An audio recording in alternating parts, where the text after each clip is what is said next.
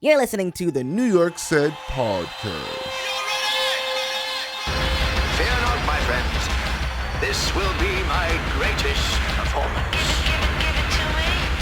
Here we go. We came, we saw, we kicked its ass.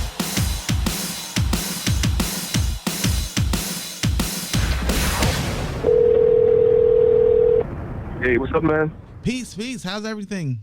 Good. How's everything on your end? All's well. No complaints. I'm very excited to have this conversation. Cool. I just wanted to get the origin story of DJ Doggtime. To me, you've always been a staple. Mm-hmm. As far as I can remember, like collecting mixtapes, and I think we grew up in the same hood. People like my homeboy Chill Will, he was like, you know him, you've seen him, and I'm like, I only know the tape show.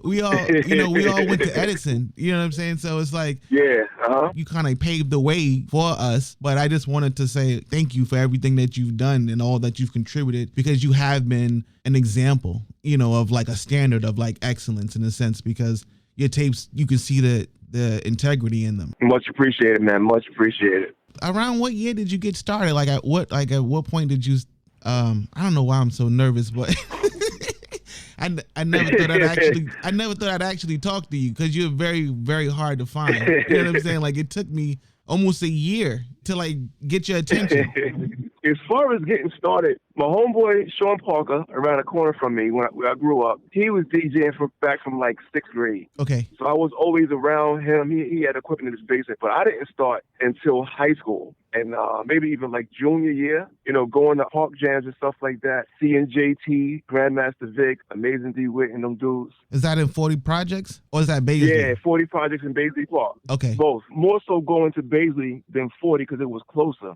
Mm-hmm. But those guys, Grandmaster Vic, JT, and Amazing D-Wit, they were the ones that, want to see in the park. You mimic what's going on. As far as being serious, it was actually the Christmas recess of my senior year. So that would be like Christmas '87. I don't know if you know Vern McCallum, who went to Edison. I borrowed his equipment. What was the equipment at the time? Maybe like SB1s or something like that. I don't even remember, man. I think that was the standard. I mean, that's huge to let somebody borrow your equipment, because that's a lot. That's turntables, that's mixes, that's crates. Okay. Yes, and crates, yep. So Vern let me hold his stuff. I think it was cold, it was snow, so I was in the basement just trying to mix like that whole time. So by the time the end of January came, I was actually pretty decent, because I was in there hours every day. Nonstop. Yeah. And, you start making little tapes for your homeboys and stuff. Well, you make tapes for yourself, and then they hear it, so then they want tapes around the way, and then it just starts to slowly spread. You start bringing them to school and things like that. So when do you think you made your first tape? Was that like 89? My first tape would have been like January of 88. And were you doing blends on that tape? It was mostly blends, because I could never cut that good. Okay. Yeah, I understand that. So at what point did you get your own equipment? You know what? He let me hold his stuff, but then piece by piece, I had to buy my own tape deck. And then you see somebody else with a different mixer, so you buy a mixer. I think the summer of 88 is when he wanted his stuff back. But I already had a decent stash of records by then.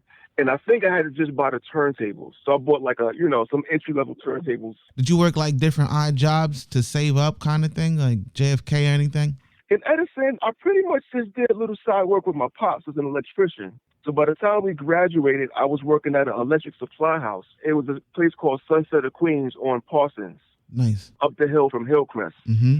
So I worked there after high school, and that's where I got the money to buy my equipment. I was working there. I forgot about that. Who was it that laid it all out for you that was like, yo, it's a possibility for you to kind of turn this into a viable business? You know what? It just happened, man. People always say that, but literally step by step. You're making tapes for your boys for free, and then they boys want stuff, so now it becomes like $3 and $5. Right. And it slowly started spreading. But more so, I would say like 89, 90, it started to pick up, because one of the Cuddy's Barbershop on Parsons right by Hillcrest, I used to go there with other dudes to get haircuts, and I guess they had heard my tapes, and they wound up selling them. Them and it was Hot Watts at the time. Hot Watts was over by Mr. Lee's, because I remember you had to flip through the book or what have you, and pick out your mixtapes. Yes. Mm-hmm. Because we used to walk the hell, like get off at 165th and just like walk the hell, or holla at Abraham or Mustafa, or even get tapes down in the Coliseum with Shirt Kings in them. I'm sure you've had like one of your mixtapes just like dominate the Ave. Yeah. Like you walking down the Ave and everybody's just hearing one of your blends. Yes. Do you remember what tape that was that really made an impact where you was like, yo, I think this is really cracking? Everything happened pretty quick. My name started getting out there, but I wasn't selling a lot of tapes per se. Okay. I know one time I went to the Coliseum in one of the sneaker spots. Yep. Oh, I skipped a big part. I went to Farmingdale right after Edison. What'd you study? Business administration. Okay. One of my homeboys from Edison, he introduced me to Grandmaster Vic. So I would go to Vic house like once a month and get a tape. So I would literally study Vic tapes. Okay. So I say that to say this. I guess sometime in maybe 89 or so, probably 89 or 90, I was in the Coliseum and I'm in the sneaker store and a guy is playing my tape. And I'm like, yo, that's my joint y'all playing. So he was trying to tell me it was Vic. Wow. And I'm like, yo, that's mine. I'm telling you, I made the tape. So he's telling me, no, it's Vic. And I said, you know what? I studied Vic so long, I guess I sound like Vic. And I took it as a compliment. Right. At that point, I'm like, wait a minute. If they think I'm Vic, I must really sound pretty decent. Yeah. Because there's a real art to the blend thing, yo. Like, people don't understand. Like, they feel like I could take an acapella and a beat, and I'm like, nah, it's not that. It's the actual acapella that you marry to the track. There's a specific style and an art to it. It's just not, okay, the beats line up. You know, like, you got it right. You know, Mr. Rello and J-Dell got it right, and Harry got it right. And I was talking to Harry once, and he told me that, like, in his early days, you helped him DJ his first party. Like, it felt like everybody was helping everybody to make it happen. I'm sure it was competitive, but it was still like, yo, I got this, you need that. Was it really like that? Absolutely. It was always all love between all the DJs I met. You know, sharing records, sharing ideas, you know, whatever the case. Buddha Barber, Ike Love, Harry, Rello, Clue, D-Life. Yeah. Everybody, man. It was always all love. Cutmaster C. Yeah, I would always collaborate. Like, one of my favorite tapes is that Clue and Ike Love with that, you know, lay your head on my pillow, opening blend. And what was it? The Bandwagon remix. Yeah. And it just, the way it married, it said, because I remember exactly where I was. It was like wintertime. And I know I had a trip the next day. One of my people's, they stayed between Foch and 115. And so, like, we were like, you know, a group of us, like all my boys, we were just listening to this tape. And I remember it had like the Beavis and Butthead sample. We started cracking up. But then the beat dropped, and I just remember, like, how just important it was to just roll out what your very first blend was. Yeah. You made, this is one of yours. I used to be in love with this guy named Sam. I don't know why, cause he... And the way you did it. Wow. It had that echo chamber. It had that TDK hiss in it still. You know what I'm saying? Like, all those things that just kind of like bring back these memories of a better time. Yeah, absolutely. When I heard Blend Factory, I said, you know what? This is the end of an era.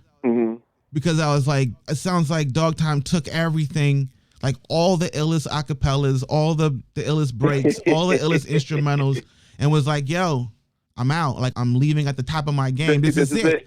And then at the end of it, you did these credits, and I was like, who the hell does credits? Yes, and shout outs and thank yous at the end of the tape. And I was like, oh, this is it. You know what I'm saying?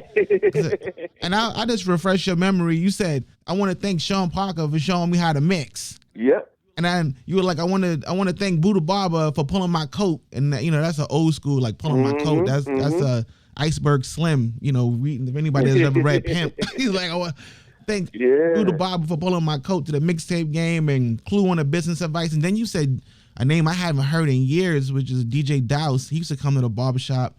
You said he helped you rock the clubs. Yeah. When I first started doing the clubs every week, he showed me how to, you know, it's different than doing a party and doing the club every week. So he showed me how to rock clubs like that. What's the difference? It's different because you go do a party and it's like a one-shot deal. But when you do a club, it's every week. You have your one or two routines, but they got to still be new at the same time. It's a different way you rock when you're there every week, as opposed to you doing like a one-time event. Completely different. How did you know to get onto CDs before everybody else? Actually, one of my homeboys in Virginia was selling my tapes. He the one that pushed me to do it. E.T., he had a store called Flavor for You in Virginia. Yeah. How did like distribution work back in the days? Like, did you go and just like take your CD or tape to every single spot?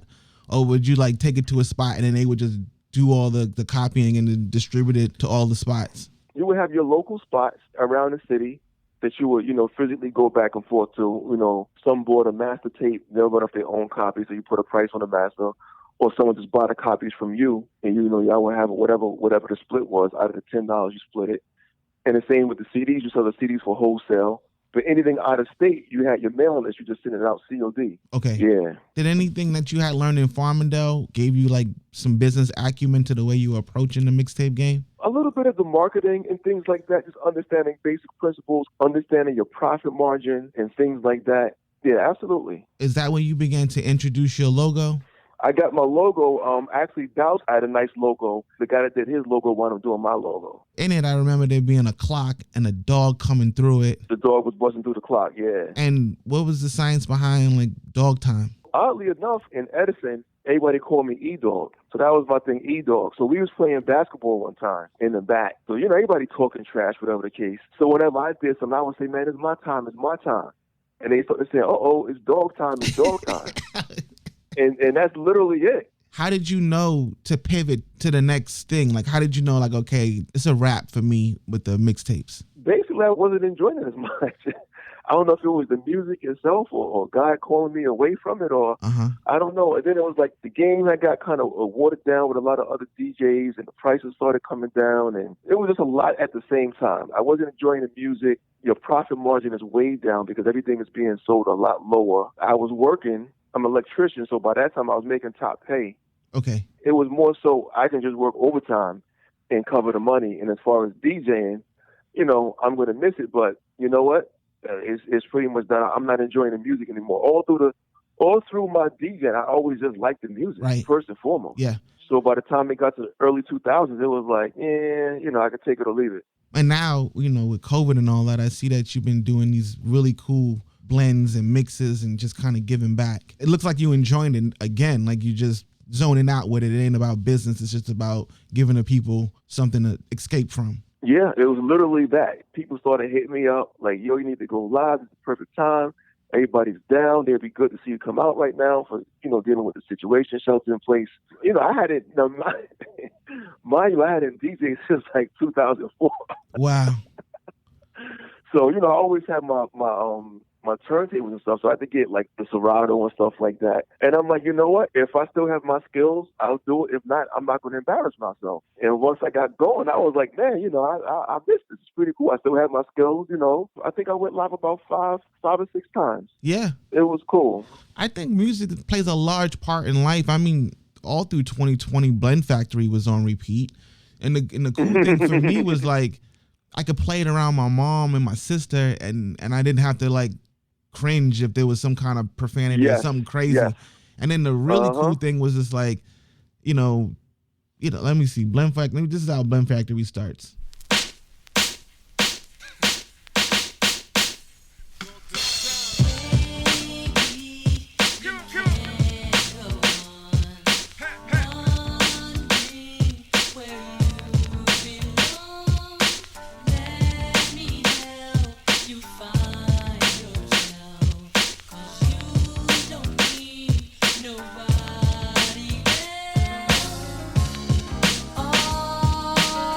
And so you start out with the barge, and you hear your sister singing along, and you hear your mom singing along, and it just like creates this. Yeah, I never thought about that. Family harmony time, where it's just kind of like you can enjoy it. Yeah. Yeah, and I mean that's been consistent throughout your work, throughout all your tapes. It's just.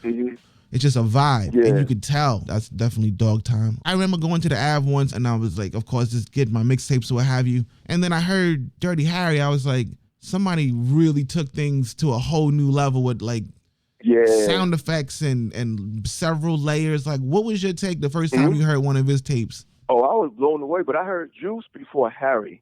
Oh, Juice was out before Harry? Okay. Yes, as far as I know. Okay. So I liked Juice once I heard him, but once I heard Harry, I'm like, this dude is on some other stuff. Right. I mean, completely. I mean, he put some time in, and I love his whole presentation. I love it, man. Can you talk about like the things that you've learned back then and how they even impacted you today? Because, you know, life is about change, and you've seemed to have worn several hats. Some of them have been very consistent, but you're still you. It seems like even when I watch the clips on Facebook, when you don't deliver a sermon, the energy is still the same. That integrity is still the same. You know what's funny? Like you just said, you know, I'm still me. I tell you a story, and it's funny. You know JT, right? I don't think I know JT from back in the days. From the he used to do the freestyles on Vic tapes. That JT? No, he was he's a DJ. Oh no, I don't know JT. That's JT. I don't know if you saw it because he posted a video when I was in the park. It's like 1991. Mm-hmm. I was the first DJ to get on, and then like he was on that too. But he's one of the legendary park DJs. Got you. So I can remember we went to it was a park jam. I think it was somewhere in Long Island. I really can't recall exactly where it was, but I think I was with him, maybe DeWitt, and there was somebody else I think from Long Island.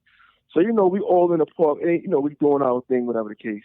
So when I got on, you know, you as a DJ in the park, you got to do 1 or 2 scratches, you know, whatever, you know. Right.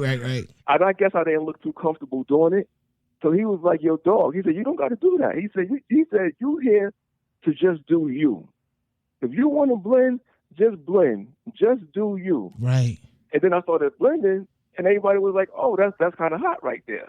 And it's funny because ever since then, I will always say, "You know what? I got to do what I'm called to do. Mm-hmm. I got to do what I'm comfortable doing. And if it's just one person that's going to like it, then I'm just here for that one person. If it's going to be 100, whatever it is, wow. I'm just going to be comfortable doing me. And that's it. So I pretty much apply that, you know, coaching football, you know, doing work in the church and work in the community. Of course, my son, whatever it is like, you know, I just got to be me. Because once you're comfortable being yourself, you can put all of yourself into whatever you're doing. Absolutely. And that was always it. Even with the blends, you know, the CDs and with the mixtapes, it was like, I'm not trying to battle Clue or battle this guy.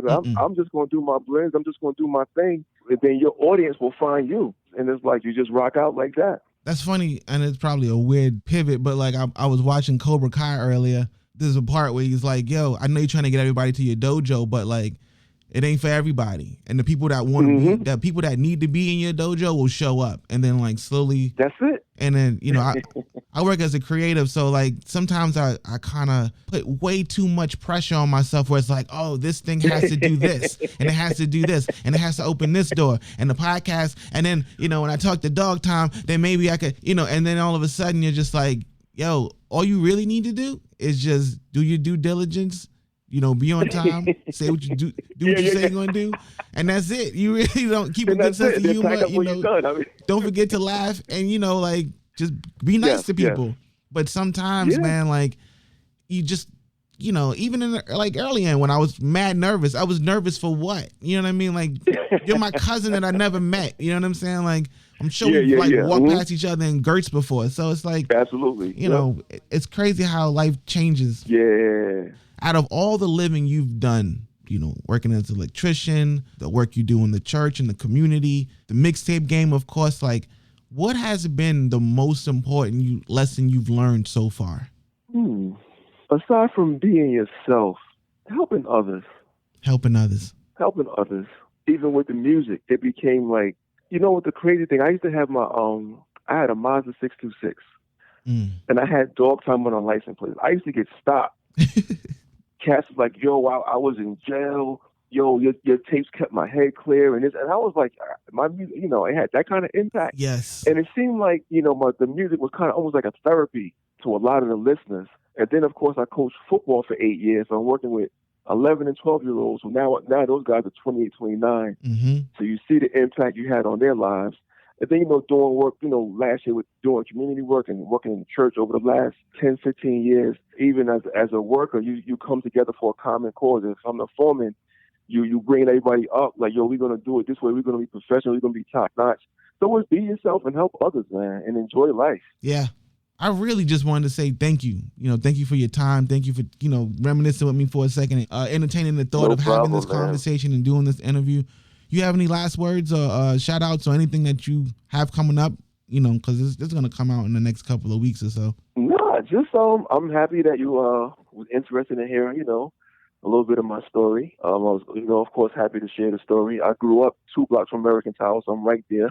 See what I'm saying? That's just crazy to me. And Chill Will was like, yo, you've seen this dude. And I'm like, yeah, right on 116. did you ever used to get your hair cut in one of the barbershops, or did you go to like? Because I know Mike, you know, in the Yellow House, he ended up opening like fades on Gabru or what have you, across from Rochdale. I used to go to Fade, Okay. yeah. And Kev was the one, Big Kev. He was the one that pulled me in. Like I was just looking like a super wild hood kid walking around, and he was like, "Yo, okay.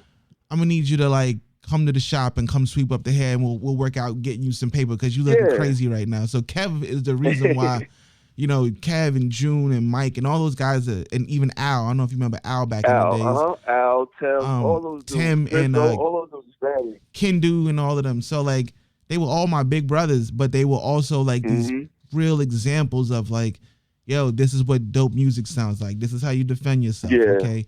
We don't need to be drunk in the street, but if you're gonna have some old English, have it back here. It was like they were my very first experience to just what it means to be a stand-up individual and taking that into adulthood. And so there was a soundtrack to that, and your work was a soundtrack amongst others. And I also want to give a shout out to like DJ Preem and Anna Live and the Rockaway Twins, because they're still keeping it alive. Yes. I was listening. Goldfingers, yes, absolutely Goldfingers. And so like every now and again, Preem would do a WBLS, holiday blend, and holiday joint, yeah. And he just kills it. I'm like, yo. And every now and again, I'll see him at the library, not pre-COVID or whatever, but I just try to let him know, like, yo, keep doing it, yo, because as a creative, like, even though you get those shots, you can still be like, I wish this would happen, or I wish that would happen, or I'm just kind of like, yo, Preem, I see you, man. No doubt. Keep doing it, you know what I mean? And then I keep it brief because you don't want to just come off as a sicko, because it's not like we kick it like that, but I still want to be able to just say something positive, you know what I mean? Yeah, no doubt. But I ain't gonna eat up too much more of your time. Thank you very much, and it's a pleasure, man. Talk to you soon. All right, man. Be good. All right, brother. Peace.